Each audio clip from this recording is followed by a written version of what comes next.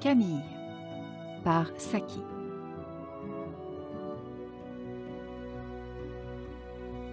Toutes les histoires de chasse sont les mêmes, dit Clovis. C'est comme pour les histoires de course, et comme toute mon histoire de chasse ne ressemble à rien de ce que vous avez jamais entendu, expliqua la baronne. Cela s'est passé il y a fort longtemps, quand j'avais 23 ans. À cette époque, je n'étais pas séparée du baron. Vous comprenez, nous ne pouvions ni l'un ni l'autre nous permettre de servir à l'autre une pension séparée. Et malgré tout ce que peuvent dire les proverbes, la pauvreté fait plus pour cimenter une union que pour la détruire. Mais nous chassions toujours avec des meutes différentes. Tout cela n'a d'ailleurs rien à voir avec l'histoire. Nous ne sommes pas encore au rendez-vous, car j'imagine qu'il y avait un rendez-vous, dit Clovis. Bien sûr qu'il y avait un rendez-vous, dit la baronne. Toute la bande habituelle était là, et notamment Constance Broddle. Constance est une de ces filles robustes et épanouies qui s'accommodent aussi bien d'un paysage d'automne que des décorations de Noël dans une église. J'ai le pressentiment qu'il va arriver quelque chose d'affreux, me dit-elle. Vous ne me trouvez pas pâle ? Elle était à peu près aussi pâle qu'une betterave à qui l'on viendrait d'annoncer tout d'un coup une mauvaise nouvelle. Vous avez l'air plus ravissante encore que de coutume, dis-je, mais c'est si facile pour vous. Avant qu'elle eût pleinement assimilé le sens de cette remarque, nous étions déjà à l'ouvrage. Les chiens avaient débusqué un renard tapi parmi les ajoncs. J'en étais sûre, observa Clovis. Dans toutes les histoires de chasse que j'ai entendues, il y a un renard et des ajoncs. Constance et moi étions bien montés, poursuivit la baronne, et nous n'eûmes aucun mal à suivre la meute, bien que le train fût assez dur. Vers la fin, cependant, nous dûmes mener une action un peu trop indépendante, car nous perdîmes contact avec les chiens, et nous nous trouvâmes en train d'errer sans but à des lieues de tout. C'était exaspérant, et je commençais insensiblement à perdre patience, quand, en poussant à travers une haie, nous eûmes le plaisir d'apercevoir les chiens qui donnaient de la voix dans un creux juste au-dessous de nous. Les voilà, s'écria Constance, puis elle ajouta d'une voix haletante. Bonté divine, qu'est-ce qu'ils chassent là? Ce n'était assurément pas un renard ordinaire. L'animal était bien 2 fois plus haut, il avait une vilaine tête courte et un cou monstrueux. C'est une hyène, m'écriai-je. Elle a dû s'échapper du parc de Lord Pabham. À ce moment, la bête traquée se retourna pour faire face à ses poursuivants, et les chiens, ils n'étaient guère qu'une douzaine, se postèrent en demi-cercle, l'air stupide. De toute évidence, ils s'étaient séparés du reste de la meute pour suivre cette nouvelle piste, et maintenant qu'ils avaient traqué leur proie, ils ne savaient plus très bien qu'en faire. L'hyène salua notre approche avec un soulagement indéniable, et nous prodigua les manifestations d'amitié. Elle avait sans doute l'habitude de voir les humains la traiter avec bonté, alors que son premier contact avec une meute lui avait laissé une mauvaise impression. Les chiens semblaient plus gênés que jamais, tandis que leur proie soudain nous faisait fête, et l'écho affaibli d'un corps dans le lointain leur donna le bienheureux signal d'un départ discret. Constance, Lienne et moi restâmes seuls dans le crépuscule qui tombait. « Qu'allons-nous faire » demanda Constance. « Vous êtes très forte pour les questions, dis-je. En tout cas, nous ne pouvons quand même pas passer toute la nuit ici avec une hyène, répliqua-t-elle.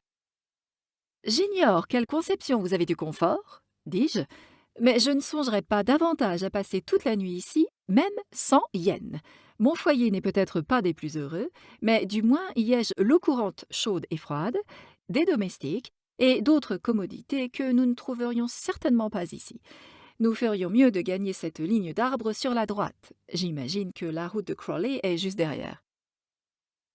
Nous suivîmes au petit trot un chemin charretier à peine tracé, tandis que la bête nous suivait gaiement.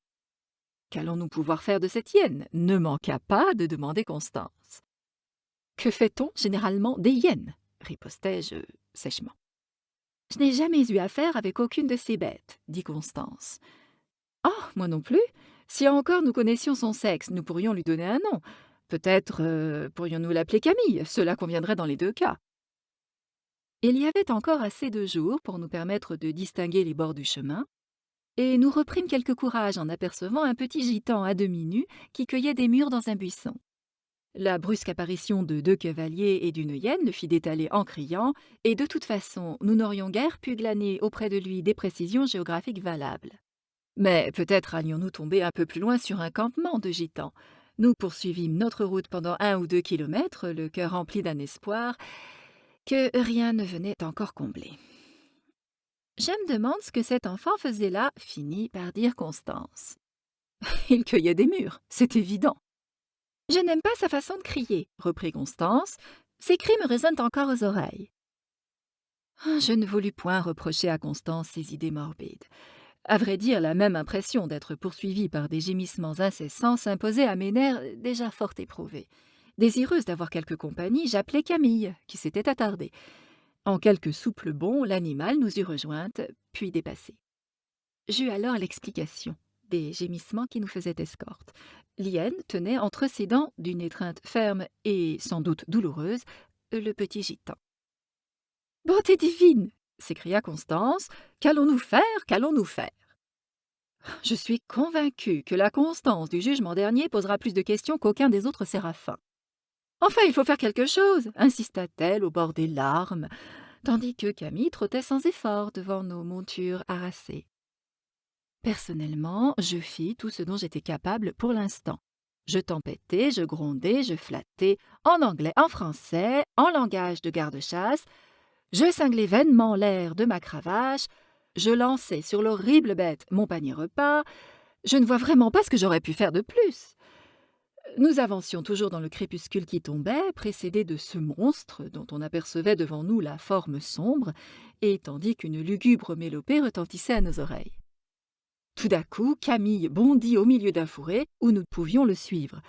Les gémissements se changèrent en cris perçants, puis cessèrent brusquement. Je passe toujours assez vite sur cette partie de mon récit car c'est assez horrible.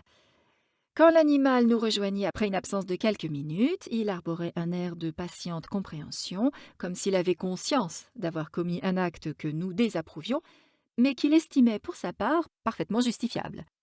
« Comment pouvez-vous laisser ce monstre affamé trotter à vos côtés ?» demanda Constance. Elle ressemblait plus que jamais à une betterave albinos. « D'abord, je ne peux pas l'empêcher, dis-je, et puis il est peut-être bien des choses, mais je doute qu'il soit affamé pour le moment. » Constance frémit. « Croyez-vous que le pauvre petit ait beaucoup souffert ?» Car elle avait le don des questions inutiles. « Certains indices le laissent penser, » répondis-je. « Mais bien sûr, peut-être criait-il par pur mauvais caractère. Vous savez comme sont les enfants. » Il faisait presque nuit noire quand nous débouchâmes sur la grande route. La lueur des phares d'une voiture et le rugissement d'un moteur nous dépassèrent en même temps, désagréablement proches. Une seconde plus tard, il y eut un choc sourd et un brusque hurlement, ainsi qu'un coup de frein violent. La voiture s'arrêta et quand j'arrivai à sa hauteur, je trouvai un jeune homme penché sur une masse sombre qui gisait immobile sur le bas-côté. « Vous avez tué mon Camille !» m'exclamai-je amèrement. « Je suis vraiment navré, dit le jeune homme. J'ai des chiens moi-même, alors je comprends ce que vous devez ressentir. Je ferai n'importe quoi pour réparer. »« Je vous en prie, enterrez-le tout de suite, dis-je. Je crois que je peux vous demander cela. »« William, apportez la pelle !» cria-t-il au chauffeur. De toute évidence, les inhumations au bord de la route étaient des incidents contre lesquels il importait de se prémunir. Il fallut un moment pour creuser une fosse assez grande. « Belle bête, vraiment, » dit l'automobiliste après avoir fait rouler le corps dans la tombe. « Ce devait être un animal de prix. Il s'était classé second dans la catégorie des chiots à Birmingham l'année dernière, déclarai-je résolument. Constance renifla bruyamment. « Ne pleurez pas, chérie, dis-je d'une voix brisée. Ça n'a duré qu'un instant, il n'a pas pu souffrir beaucoup. »« Écoutez, dit le jeune homme au comble du désespoir, il faut que vous me laissiez faire quelque chose pour réparer. » Je refusai avec douceur, mais comme il insistait, je lui donnai mon adresse. Bien entendu, nous gardâmes le silence sur ce qui s'était passé au début de la soirée. Lord Pabham ne souffla jamais mot de la disparition de sa hyène. Quand 1 ou 2 ans plus tôt un animal strictement herbivore s'échappa de son zoo, force lui fut de verser des indemnités à 11 éleveurs de moutons, et ce fut assez frais que furent pratiquement repeuplées les basses-cours du voisinage. Alors, une hyène échappée lui aurait coûté l'équivalent d'un emprunt d'État. Les gitans se montrèrent tout aussi discrets sur la disparition de leur jeune compagnon. Je ne crois pas que dans de grands camps, ils savent combien il y a vraiment d'enfants à 1 ou 2 unités près. La baronne marqua un temps, puis reprit. « Cette aventure eut pourtant une suite. Je reçus par la poste une charmante petite broche en diamant avec le nom de Camille gravé sur une branche de romarin. Je dois ajouter que je perdis également l'amitié de Constance Prodle.